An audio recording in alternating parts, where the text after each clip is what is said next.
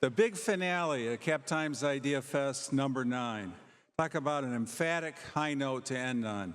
We are beyond thrilled to have Governor J.B. Pritzker of Illinois here tonight.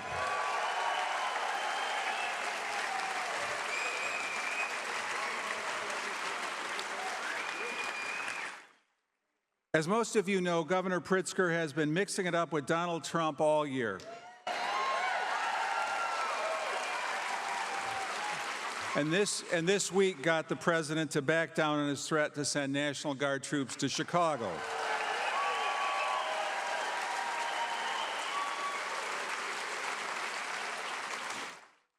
Before we get to the program, I just want to take a minute to thank you all for buying tickets for this and how much it means to us, and I want to thank our sponsors one last time.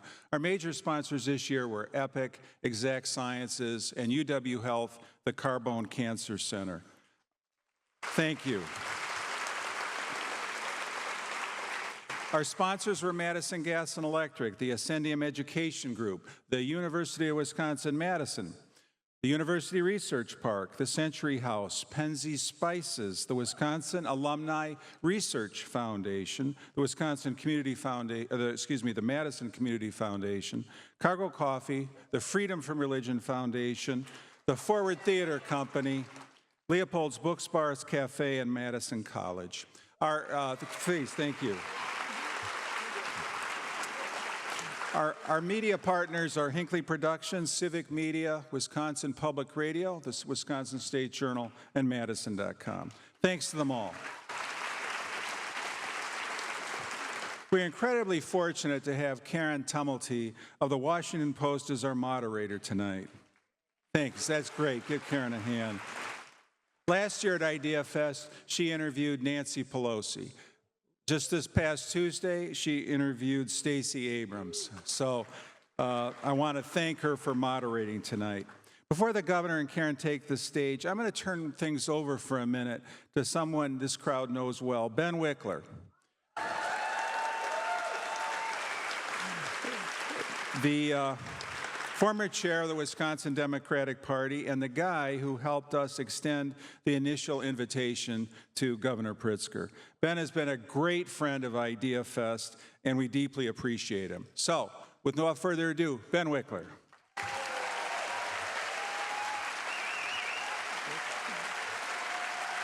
Good evening, Madison.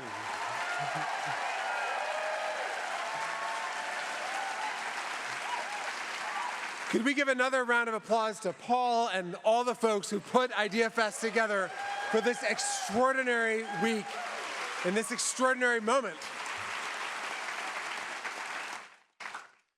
This has been a week full of ideas. And this is a moment where we both need ideas and action. And the final speaker at this year's Idea Fest is someone who brings both. This is someone who, in Wisconsin, we finally ended a dark age in 2018 when we elected Governor Evers.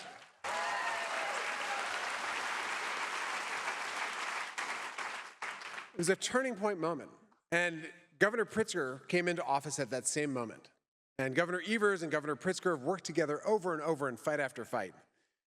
There's one moment in particular when the Supreme Court struck down Roe versus Wade. And overnight, every provider of abortion services in Wisconsin shut down access to that kind of reproductive health care for fear of felony convictions and jail sentences.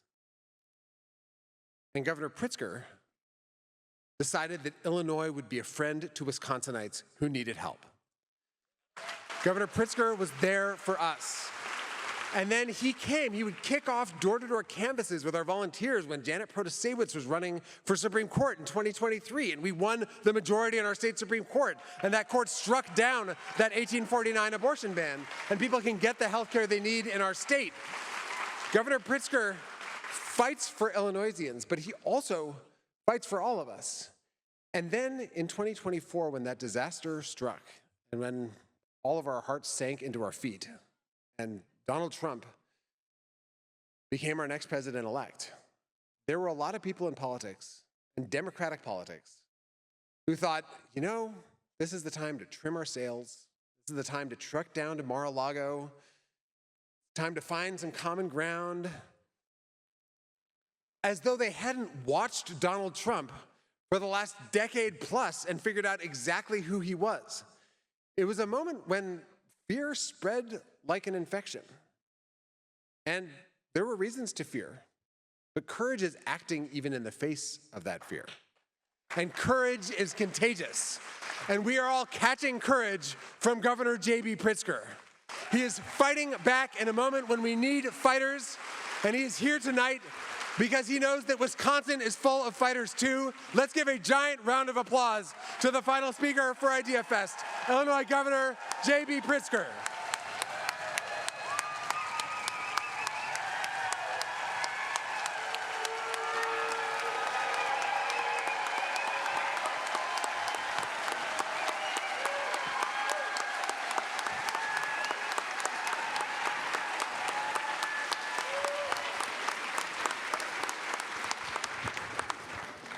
Wow, Governor, you have packed this house.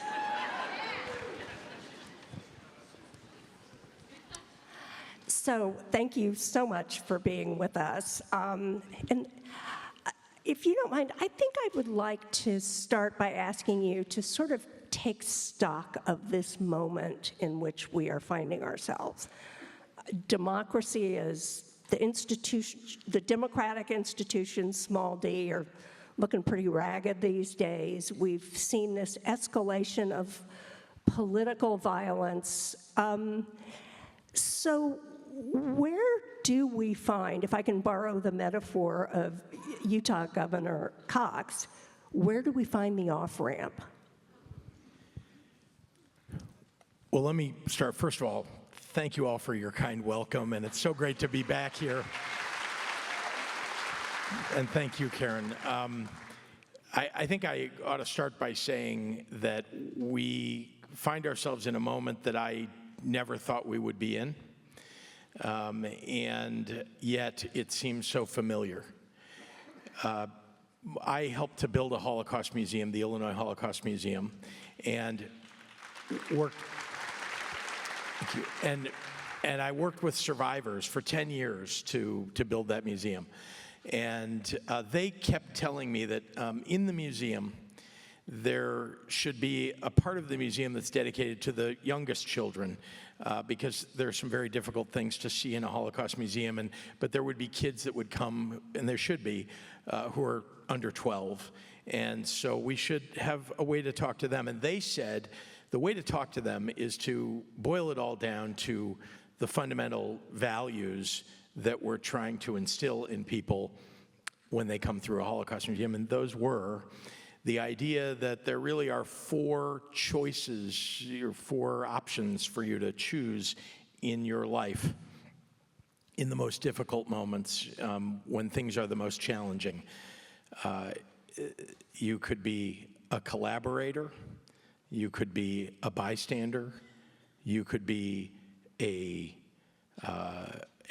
rescuer, or you could be an upstander. And they defined an upstander as someone who's not just a rescuer, but willing to stand up and speak out and be known as fighting back against what's happening. And they do. Now that we've built that museum and it's been up and running for about 16 years now, we teach that in the lower level of the museum. I think of this moment as a moment when we all have to make that choice. I think, yeah. And I just want to say about that the upstander, you know, it's easy when things are not so difficult to imagine yourself choosing to be an upstander. And I think adults need to make this choice for themselves in this moment. And it's not until you hit this moment, until you're faced with potentially the end of democracy, potentially, not just taking away rights, but literally othering people and now deporting them and sending them to gulags across the world. And people are wearing masks doing it. In this moment, this is the moment when people need to make this choice. And being an upstander, I think, is what I guess the Holocaust survivors would all tell you if they were here today that we all need to make the choice about.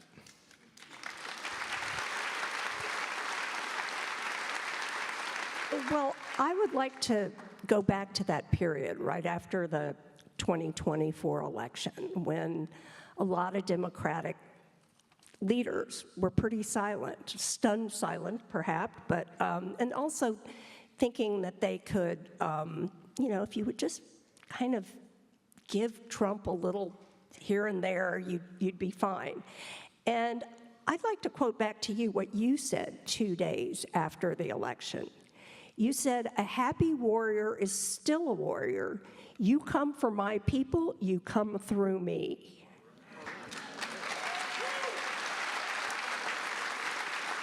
And you made it clear that Illinois was still going to be a place where immigrants could find sanctuary, where the rights of LGBTQ people would be protected, where abortion rights would be protected.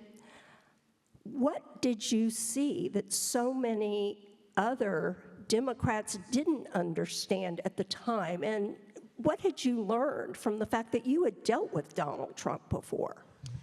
Yeah, so I would start with that as my answer. I've dealt with Donald Trump before remember, I got elected governor in 2018, took office in 2019, and I went through the worst moments of COVID with him as president of the United States. And I'll just tell you a quick story as kind of evidence for, why I came to believe that, I already, I had worked against him in 2016. I was not, I was far from a fan. I've always believed that Donald Trump would be bad for the country, shocking the results of the election. I was there on election night in 2016 when Hillary Clinton lost, and so many people around me said, I give up on politics. If the country can elect a guy like this, I don't want to be involved anymore. And my wife and I had exactly the opposite reaction. We said, well, now we have to fight harder, not sure what exactly we need to do. It ended up being being that I ran for governor, but I didn't know at the time, what do I need to do? I give you that as the beginning of what ended up happening in 2020. In March, we all remember how terrible those moments were. I had not spoken with the President of the United States. I'd been in office for a year and a couple of months. Had spoken to lots of people in his administration to get things done, but never to him. But I needed to call him. We're in a national emergency. And so I needed help because I needed masks and I needed ventilators. You remember those moments. People were going into the hospital in droves. Chicago was hard hit, and it was coming, ramping up. So I called him, and I got him on the phone. And by the way, I had to write a script for myself because I was afraid I was going to start insulting him immediately. And so I wrote a script for myself, and I said things like, Mr. President, you're a great businessman. Well, I know how he operates, and so I said, and we need you to invoke the Defense Production Act. We need more masks. We need ventilators. He said, well, what exactly do you need? I said, I need 2 million N95 masks, and I need 4,000 ventilators, so that my hospitals, my frontline workers in the hospitals, as well as our first responders could wear masks. And he said, well, let me see what I can do. Thank you, Mr. President. I get a call back about half hour, 45 minutes later from Peter Navarro. And Peter Navarro, who went to prison, I might add, but now he's back helping run the country because, that's how it works in this administration. But he called and said, the president says I should try to help you out. What do you need? I said what I needed, and he said, well, if I get this for you, will you go on the Sunday shows and say good things about the president? This is in a national emergency. So, of course, I said yes because I needed all those things. And I said, how fast can you get them to me? And he said, in Trump time. And I said, wow, that sounds really fast. How fast is that? And he said, 4 days from now. And I said, great, that's great, terrific. Well, on Sunday, so that was 4 days later, on Sunday, actually the crates arrived. And what they sent us were not 2 million N95 masks, but 200,000 surgical masks, and not ventilators, 4,000 ventilators, but about 400 maybe BiPAP machines, most of which were broken.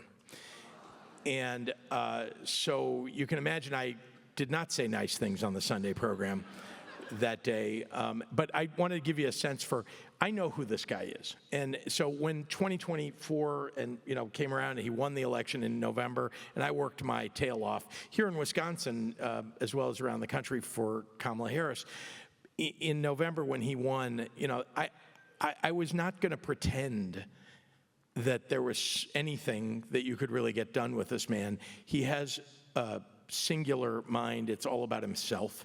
It's a corrupt endeavor that he's in, and he cares not a whit about the people of this country. And so I could say nothing except what I said, because the people of Illinois deserve to have somebody who is going to stand up and do everything in their power to fight.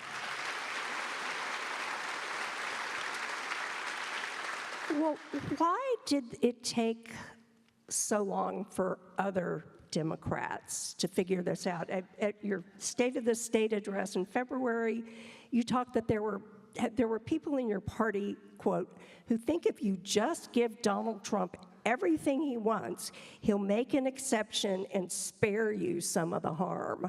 I do remember, Gavin Newsom desperately needing disaster aid.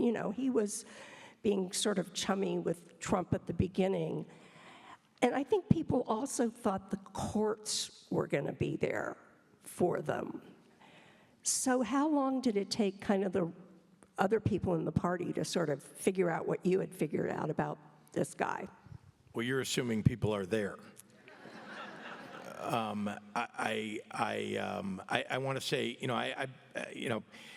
people are joining Team Fight, and I talk about, there are two choices. You got, Team Fight and Team Cave, and people are slowly but surely joining Team Fight. I'm talking about elected leaders. Look, there's a concern by them. I have, concern is the right way. I worry about a lot of things that will affect the people of Illinois. What they were, I had a governor tell me that they couldn't say some of the things that I was saying because they might lose funding for their universities. Or they had a project that had been approved under Biden, but they hadn't received the money yet, and so they wanted to make sure they could receive the money, and so they didn't want to say anything. So look, I understand that he is holding people hostage, and people feel it, and every time he does something that that does harm a state, there are people who step back and say, I don't want that to happen to me. All I can say is that, and I sort of said this to the governor that I had talked to, which is, you may not have democracy at the end of this. So when you're saying I'm worried about my universities, yes, that's your job as governor, and I understand the concern, but just you got to understand that if you do not stand up and speak out and activate people and join Team Fight, what is 2026 going to look like? What is 2028 going to look like? People are joining. I don't want you to despair. That people are joining, and I think you're seeing that, one by one. I think they're experiencing that this is going in a terrible direction, and they're not going to be able to save it by ducking and hiding, and instead, standing up and fighting is the only thing that is going to save this republic.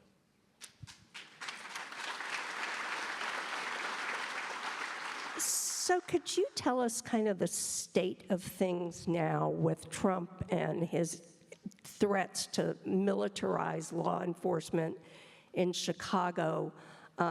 Now they're saying they're going to Memphis, and we at the Post had a story today saying that there are plans being laid to bring in the National Guard in Baton Rouge and New Orleans. Places where they would have friendly governors who would, I assume, invite them in. So what is the situation now with Chicago? Has Trump backed off of this? Well, he still hates Chicago. I don't know. Probably some people in this room are rivals of Chicago, but He's got a Trump hotel there, doesn't What's he? that? He's got a Trump hotel there, though, right? He does. But people walk by and flip it off and all kinds of.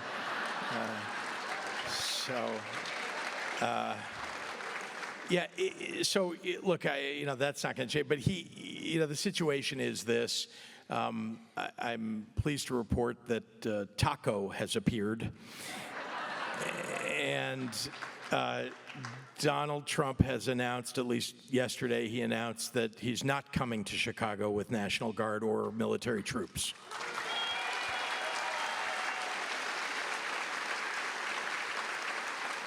And I just want to give credit where credit is due. Starting 3 weeks ago when he started talking about sending troops in, we gathered our business community, our clergy, our nonprofit leaders, elected officials, and we had a large group, a panoply of folks from across the spectrum of the city of Chicago that gathered at one press conference to speak out, including some of the biggest businesses in Chicago. And then persistently, every day, including our Attorney General, who I want to give some credit to here, because he really is on the front lines in the courts and winning so far for Illinois. It is a mass effort on the part of leadership in Chicago and in Illinois to push back, fight back, and collectively we beat him.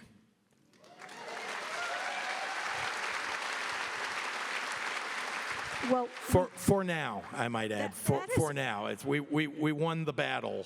We have 3.5 years of the war left. well, and that is exactly, we have some questions from the audience, and one of them was, what recourse do you have as governor if Trump sends the National Guard and or ICE to Illinois, and especially if he deploys them for the 2026 election? Yeah, I'm glad you said that last part, because that is the purpose of sending military troops into cities. And if you may have noticed that the Justice Department has requested the election records, the voting records, across the entire United States. So these two things are related to one another. This is about the 2026 elections and the idea that they might claim fraud and then demand that the military take the ballot boxes and count the ballots themselves. So that is what I'm worried about, just to be clear. And I've said that many, many times because I need everybody to know that that's one of the reasons we need to push back on the idea of military. There are lots of reasons. I mean, militarizing our cities, my God, in my entire lifetime, we've not seen anything like that. Even, people talk about 1965. That was a abrogation of federal law, and the military or the National Guard being called up by the president to enforce federal law. That is not what he's talking about now. He's talking about sending military in to enforce state laws and local laws, not federal law. So that's, I think, the situation that, the militarization is one that we all have to ask ourselves, is it okay for him to go, I want him to stay away from Chicago, but I don't want him to go into Memphis, where he's now saying he's going to go, or into New Orleans. I know there are Republican governors in those states, but imagine if he allows the military into, by the way, Democratic cities in Republican states. That's what he's talking about. And then you've got literally you've got blue states with blue state governors who are taking him to court to make sure they keep him out. And you've got red state governors who are inviting him in. Imagine what 2026 looks like if he sends them in. You asked the question, if he sends them into Chicago, what would we do? Yeah, what recourse is we there? can only go to courts. Guys, just to be clear, our goal is to keep them from federalizing National Guard and sending them into any city in any state. And if they do it in Illinois, we will take him to court. And we are winning in court on this issue. They won in California on this issue, and even though it doesn't apply to Illinois, I guarantee you in about 5 minutes we will get this into a federal court, and they will recognize that it is unconstitutional to send in troops.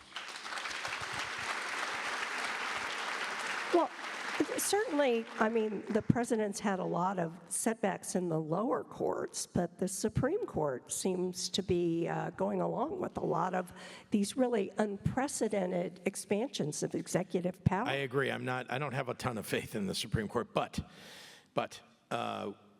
we have won some and we've lost some in the Supreme Court. And I'm not suggesting I like the makeup of the Supreme Court. I am suggesting, though, that there is at least some adherence to some pieces of the Constitution. And I know. I mean, the other day, the most outrageous thing the other day, I think you all probably saw this, the Supreme Court essentially ruled, and Brett Kavanaugh said in his concurring opinion, it's okay to stop people when they speak a foreign language, look different, have a low-wage job. That was one of his list of things. And imagine, just imagine, like anybody with brown skin, black skin, or just somebody who's speaking with an accent. This is, by the way, what makes this country great, is that we walk down the street.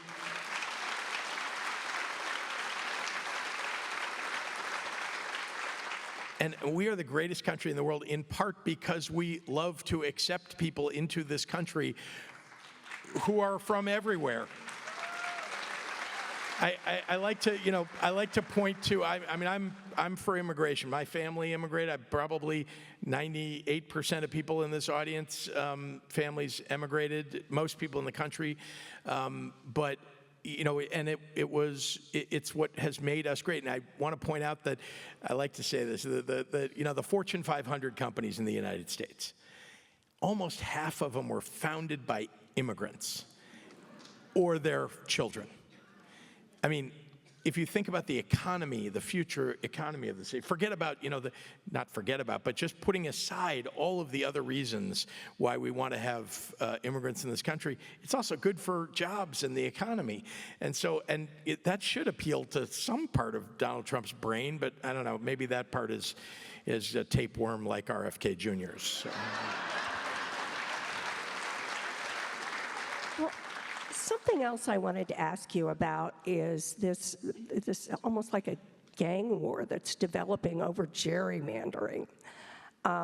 Texas got it started, redrew their map to pick up 5 seats. California has to call a special election, but they're going to do it to try and answer with their own 5 seats. You had raised the possibility. Is this still something you're thinking about? And tell us how the process would work in Illinois if you did. Well, I just want to be clear, I hate all of this mid-decade redistricting. It's not only a bad idea, it was not what the framers intended. And we're supposed to have a census once a decade, at the beginning of a decade, and then in the year after, we redraw the districts, and then we live with that for 10 years, and we do it again. That's how it's supposed to work. What Donald Trump has attempted, and it's very rare, by the way, that there are mid-decade redistrictings. It only happens when there's like a Supreme Court case that rules that a state has not followed the Voting Rights Act. So he's clearly manipulating the system, as we all know, and he's called up Republican governors, like he did in 2020, where he said, just find me 11,000 votes. He's doing that now and getting governors who, many of them, whatever, acolytes of his or afraid of him, I'm not sure, to agree to do these things. Here's what I think is going to happen. We're seeing, Missouri just voted, the legislature just voted essentially to do redistricting. The good news is in Missouri they've got a referendum that has been proposed that would actually put a stop to that, and I think the majority of people in Missouri will vote for that referendum. So we think we could stop that, but if Missouri does it, Maryland is going to need to do it. if Indiana does it, it may be that Illinois has to do it. And that may be what happens. Now, they're going to take advantage of every opportunity they've got. I don't like any of this. Again, I don't want to do it. I think we should have independent commissions to draw the lines all over the country, the entire country. But it can't just be the good Democrats that are picking independent commissions, right? When the Republicans are gerrymandering the heck out of their states. And so, we've got to make sure that fair is fair, right? That we have 50 states that are doing it the right way. But so last year in the congressional elections, out of 435 House seats, there were only about 36 that were decided by 5 percentage points or less, which meant that in every other House seat, the race was just decided by whoever wins the Democratic primary or whoever wins the Republican primary. And not a lot of people even vote in these primaries. I mean, how do we then, the system just feels like it becomes so broken if everything is already decided before November. I mean, how do we get this back? Again, the answer is that first of all, this country, this has been, the lines have been drawn by state legislatures for time immemorial, since the beginning of the Republic. And that's how it's intended to be. You have to follow the Voting Rights Act in doing that. By the way, it was Democrats that passed the Voting Rights Act. We're the ones who passed the Civil Rights Act. And so, we believe in it. But the idea is that you got to have some fairness across the board. It can't be just independent commissions in Democratic states and not in Republican states, because they've taken advantage everywhere. So once again, I don't like what's happening. I don't want it to happen. I don't think it should be as you're describing, and it is that way. I don't disagree, but we're in a moment when first of all, we've got a madman in Washington who wants to take control of this country in a way that we've not seen before, and thinks that he's going to thwart the 2026 elections, which we all have to stand up against and get out and vote. But I don't like what's happening. All I can say is we can't abdicate to the Republicans. Paul Simon, the senator, not the singer, from Illinois, the bow tie wearing Paul Simon. A great man. He used to say, he was for limitations on PAC contributions. This is before we had any limitations on PAC contributions. And he would while he was advocating for it, he took contributions from PACs, and he got asked, well, why are you taking contributions from PACs? He said, because I can't unilaterally disarm. And that is, in fact, what doing independent commissions only in Democratic states is about. It would be unilaterally disarming. But how do we unwind this then?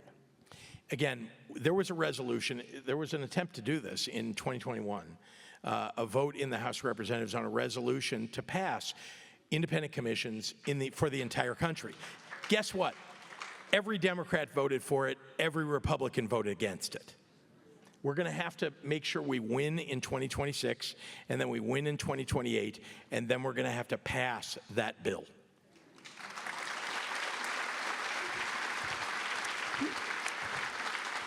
So in last year's presidential election, starting with President Biden, Democrats really did try to frame the election, and Biden would call it a battle for the soul of America, but really trying to elevate these issues of democracy, these issues of autocracy, and they really didn't have the kind of traction that a lot of Democrats thought. Another Chicagoan, David Axelrod, will say, if you're sitting around your dinner table talking about democracy, it means you're not worried about how much the food on your dinner table costs. That's right. Do you think that the country is now in a different frame of mind about all this? I hate to say no. And let me just be clear. I do not think democracy is the issue that wins a national election. I do think it's an issue that we all need to fight for, everybody that's willing in this moment. because we may not be able to get to a national election in 2028. When Joe Biden gave that speech at Valley Forge, I was invited to go. I did not go, partly because I did not agree with what he was doing.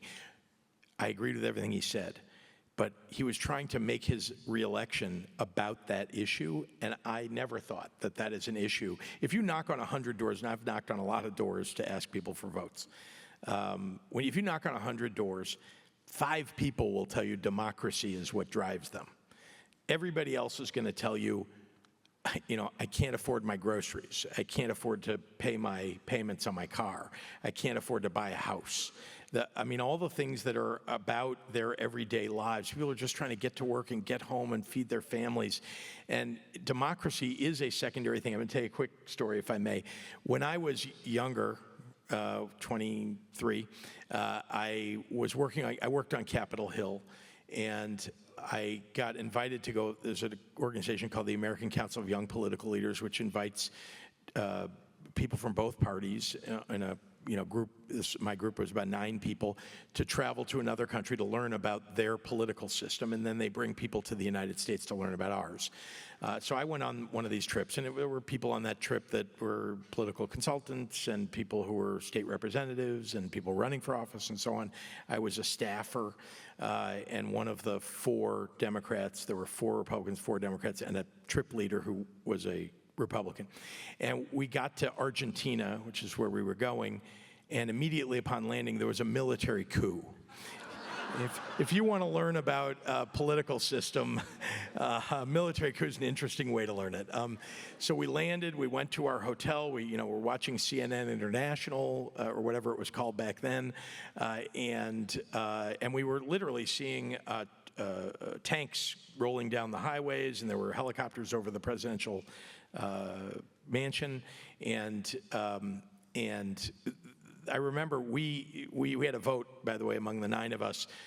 Should we, out of fear, should we go to the U.S. Embassy to wait it out, or should we go out into the streets so we could really experience what was happening? And you can imagine how the vote turned out. It was all the Republicans voted to go to the embassy to wait it out. All the Democrats wanted to go protest, But the moderator, the trip leader, did not vote, and we ended up agreeing that we're going to go out in the streets to learn about. We went to the Plaza de Mayo in Buenos Aires. I tell you this because I remember standing. We got sort of a perch from which we could see the hundreds of thousands of people that had come out to protest the military junta, the military coup that was coming, and there was a guy. I remember seeing a guy with an ice cream cart in the middle of this sea of people, just one guy with a cart. He didn't care, honestly, if it was a democracy or an autocracy. Really. He needed to feed his family. And I think that's a lesson, because it's not that people don't care about democracy. It's just that the front and center thing is, can I feed my family? Can I survive? And that is the thing that Democrats need to take into the 2026 elections to win.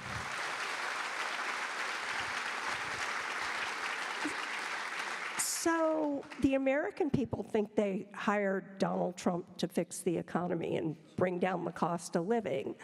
What we have seen is tariffs, which are, he keeps saying they're paid by other governments. They're not. They're paid by consumers. And the other day in the paper, I was seeing a word I don't think I'd seen much since the 1970s, stagflation. So what kind of sense do you get when you go around Illinois? How are people feeling about Donald Trump and whether he is really even focusing on the economy? Well, I'd like to talk not about the Democratic areas of my state, but the Republican areas. What I found, and I think the best way to describe this is to talk. I was in an area, an agricultural. 75% of the state of Illinois, the territory is agricultural. And so I was in an area, we were talking about what was happening to the farmers who are losing their shirts right now. The costs have gone way up. Prices of commodities have come way down. We are expecting a lot of bankruptcies across the country for farmers. It's pretty awful. And one of the biggest reasons right now that's causing that is tariffs. It's the cost of fertilizer coming across the border from Canada and elsewhere, which is so vital to everybody. And then it's the counter tariffs from other countries, and the fact that China, for example, in Illinois, we are the largest grower of soybeans in the country. A huge amount of our soybeans, I think it's more than half of the soybeans get bought by China and have been for years. When Donald Trump tried this back in 2017, guess what happened? Sales from Illinois and from the country went way down of soybeans, and Brazil, which grows soybeans, the Chinese simply went to Brazil and got them to grow more, and now guess what? Brazil is beating us in the sale of soybeans and growing soybeans. So I went to that area of the state, and I was with a group of farmers, and they were complaining about all these things, and they understand them, and they talk about the tariffs, and they talk about the challenges that they're facing. But interestingly, none of them was willing to sort of point at Donald Trump as the cause of the tariffs affecting their business. And it's not because they didn't understand it, it's because, you know, I think for some anyway, it's embarrassing because I think some voted for him and now are not getting what they thought. You know, they thought all the bad things would happen to the people they don't like and that they would be okay. Also, Donald Trump back in 2017-18 actually had to bail them out and got something passed because Democrats helped to get something done for farmers. But you know, I don't know that they're going to actually get a bailout from Donald Trump. By the way, why are we bailing people? Why do we have the tariffs in the first place? And so this is what I'm saying, that I think in Republican areas of my state anyway, there are people who understand things are not going well, but they're not quite ready to place blame yet on Donald Trump, even though everything that they say about why this is happening to them has to do with what Donald Trump has done to this economy. Well, and people are going to very soon get another big price shock, which is healthcare costs. The Republican legislation is going to get rid of the subsidies that are helping people pay for their health insurance on the Affordable Care Act exchanges. We're seeing what's being done to Medicaid working its way through the system. What is your sense of how that's going to affect people? Because healthcare is one of the few issues where Democrats still have a very clear advantage.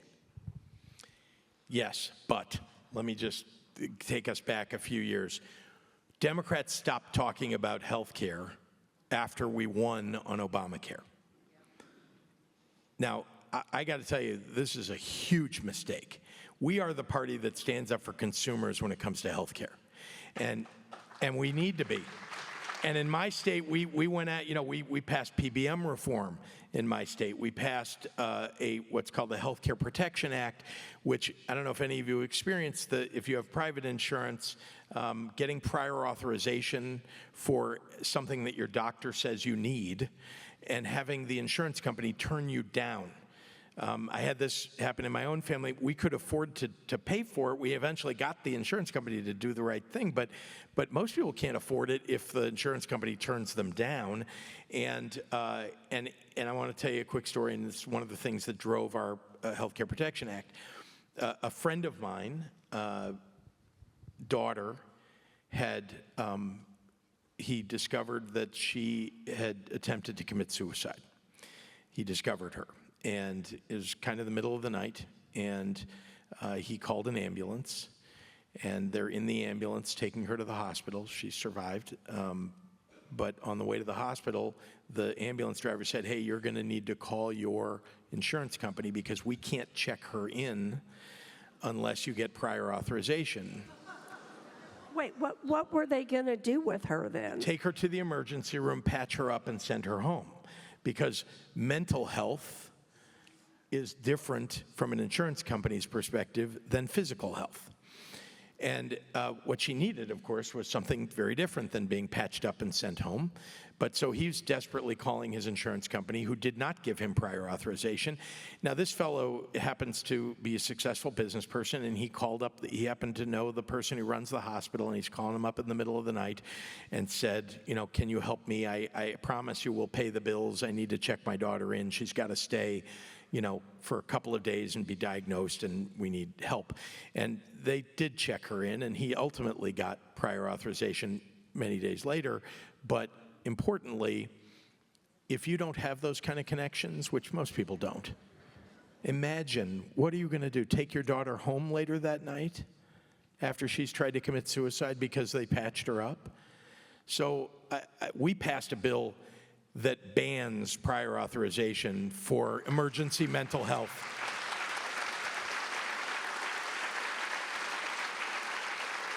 And we also expanded it this last year to include all mental health. In the first 72 hours, they cannot deny your prior authorization. They have to cover you. So at the end of this month, the fiscal year runs out. And to keep the government open, it's going to require a certain number of Democrats voting for it. When this happened earlier this year, Chuck Schumer decided to give the Republicans those votes and keep the government open because he thought a shutdown would be more damaging than, you know, essentially cooperating. Is that your sense of where the party is now? And do you think the Democrats, I mean, they're out of power everywhere in Washington. This is going to be one of the rare moments where they actually have some leverage. So what do you think they ought to do with it? Well, I'm on team fight.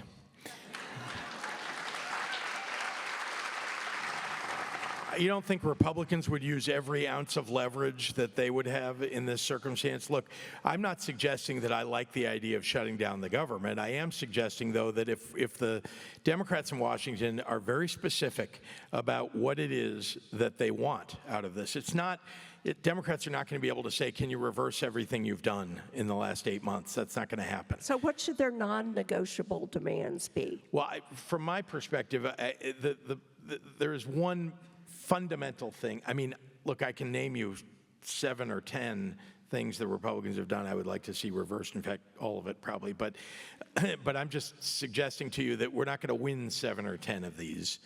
And so what is it that is most dangerous for the American people that the Republicans are doing? It's Medicaid. It's taking away millions of people's health care coverage and closing rural hospitals. All these, you know, Republican congresspeople who voted for this, you know, big ugly bill are closing hospitals in their districts. So I believe we could win if Democrats hold the line and say, look, you've got to restore funding for our rural hospitals. You've got to restore funding for Medicaid. In Illinois, we could lose 550,000 people off of health care because of what they're doing. And that's just Illinois, right? It's tens of millions across the country that are going to lose their health care. And I don't think the American public has really heard that loudly enough. And that's one reason why I believe they need to stand up and fight. They need to make sure that they do what's necessary, use the leverage they've got.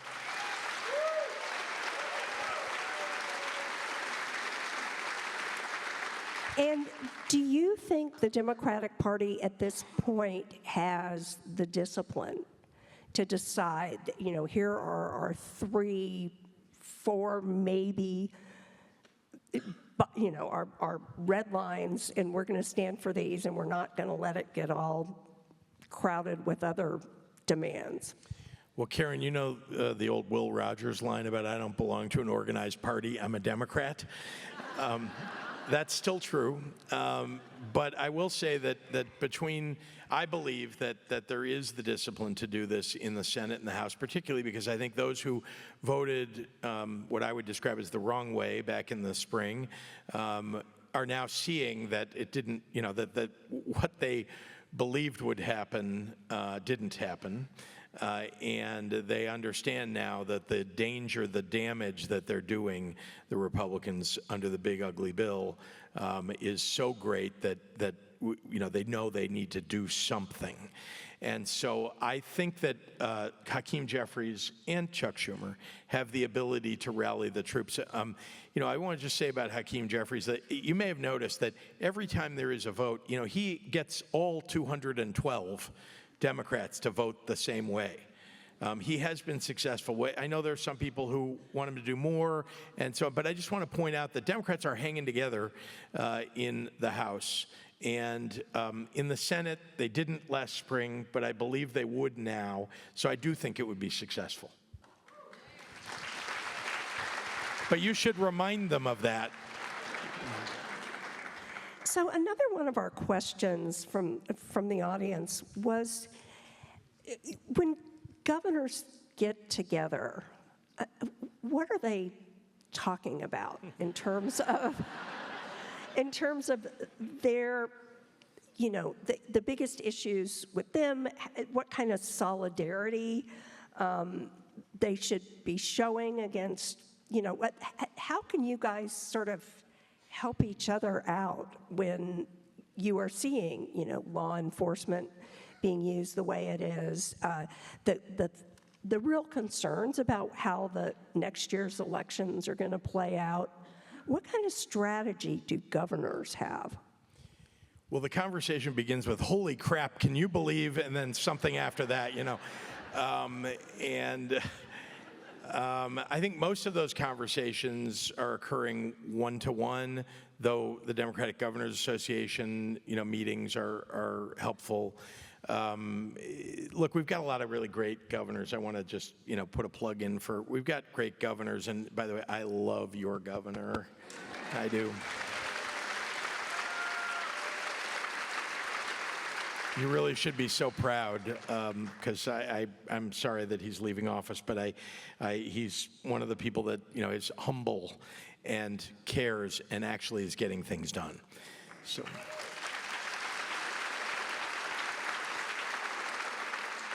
What we talk about is what are you doing to deal with this problem or that problem, right? And we all have the problem right now. As you know, they are attempting to cut SNAP by imposing rules that are near impossible to meet.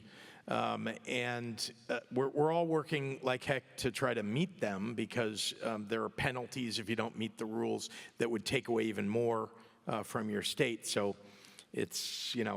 now the question is, how do you get from, they call it an error rate, from 11% error rate, which is about the average across the United States, to now they set a 6% error rate. By the way, an error rate, just so you know, is like, it could be anything from this person deserved to get $59 and you're only giving them $57 a week of SNAP benefits, food assistance, or the other way around. I mean, those are both errors, right? You're paying them too much, you're paying them too little. Now we have to get rid of all the errors, or at least all down to 6%. It's really quite difficult to do. And so we talk about those things, the technical problems of meeting the law as it is now laid out. So that's a lot of what we talk about. The democracy issues, I mean, we do call it, I mean, you can imagine I've gotten a lot of calls from the other governors over the last couple of weeks, because they understand that troops can be sent into their states. And so they're asking, what are you doing? How are you doing it? Thank you for standing up. And, and so we share ideas with one another. I just want you to know, this feels a lot like what we went through during COVID. I mean, not just the challenge to everybody's, health, mental health included. I mean, I woke up every morning during COVID, and I had a dashboard that I looked at every morning that said how many people died the day before, how many people went into the hospital the day before, And I had to decide what I'm going to do that day to do more to save people's lives. And so a lot of stress, a lot of challenge in all that. It feels like that now, right? The uncertainty of what's happening each day. And we governors have to share how we're dealing with those things with one another, because who else are you going to talk to about this? And so that's what the conversation is. And then we're all concerned about the same things. We're all concerned about, the Democratic governors anyway, concerned about democracy and about the challenge of, people can't make ends meet. How are we going to overcome the housing problem? How are we going to deal, all of these problems and the cuts in Medicaid? I mean, that is really facing all of us, because people, are going to lose their Medicaid. Grandma is going to be thrown out of the nursing home. And then just finally, immigration. Let me be clear. I have ICE on the streets of Chicago right now. They are ramping up their operations. You saw what they did in Los Angeles. Tom Homan has said they're going to double down in Chicago. They've been relatively unsuccessful, thank God, in Chicago, partly because we've done a good job of making sure everybody knows their rights, and they know that ICE can't break down their door. But honestly, we can't, we've told people to peacefully protest, because Donald Trump will use it as an excuse if they aren't. He'll use it as an excuse to send troops in. But we talk about those things. How are you dealing with it in your cities or in your state? And so that's, I think we have a really good team, and I would say some of you have seen some of them really stand out. I'm proud of them. I'm proud of the senators who are standing up. I don't know if you heard the speech by Cory Booker on the Senate floor. And, there's some really good people. But anyway, I know you want to know about governors, and we're doing everything we can, sharing ideas with one another, but there's not a lot of other help that comes other than the conversations that we have with one another about how we're dealing with what Trump's doing. Well, we have just a few minutes left, so I'm going to have to ask you the question I'm going to have to ask you. So I am running for re-election as governor. Okay, but I want to announce that again here. And then what? Because the Democratic Party has a pretty serious problem right now with its brand. And those are the kinds of things that really do only get sorted out, and parties really take new directions as they go through presidential primaries. So how seriously are you thinking beyond your reelection, and how are you going to make that decision? Okay, I'm going to take the first part of that, the Democratic brand question, and just say to you that first of all, when we lose elections, either party, the news media immediately says that party is dead, and that happened in 2024. We lost the election, and so the talk is that party is dead. But I've heard this for my entire adult lifetime. Every time an election is lost, John Kerry lost in 2004, and everybody thought he could win, and he didn't, and my God, the world is ending. Democrats will never win the White House again. And then 2008 came, and Barack Obama won. And when McCain lost in 2008 and then Romney in 2012, people said, well, the Republican Party is dead. They can't ever win the White House or the Congress again. And Donald Trump won. So I don't believe, I've been around long enough to say that our brand is defined by who our candidates are, and in particular, who we end up nominating. That is our brand. That's exactly, and that's how they fix their problems. They fixed it with Barack Obama, and Donald Trump took the Republican Party. Exactly. So, but I'm trying to say, to those of you who think that Democrats need to pick up the brand already, I would just tell you that is the solution. The solution is we will have a candidate in 2028. And that person will define, just as Barack Obama did in 2008, that person will define what the future of the what the brand of the party is. And we have such a great bench. For all of you, who are paying attention to this, we have governors, we have senators, we really have some great, this is one of the best benches I've seen. Do you remember back in 1992, people talked to when Bill Clinton was running, but, they talked about the 7 dwarfs. Do you remember this?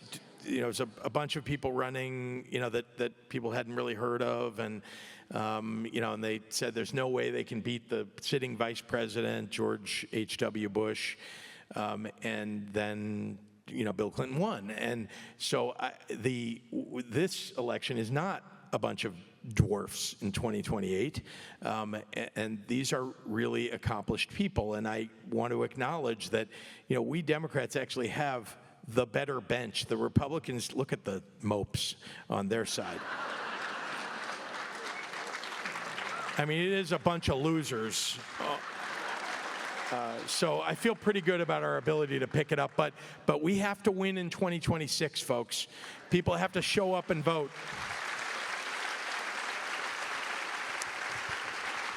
Well, let the record show that you did not answer my question. And we're going to commercial. Governor Pritzker, thank you so much tonight and for closing out this very successful Idea Fest.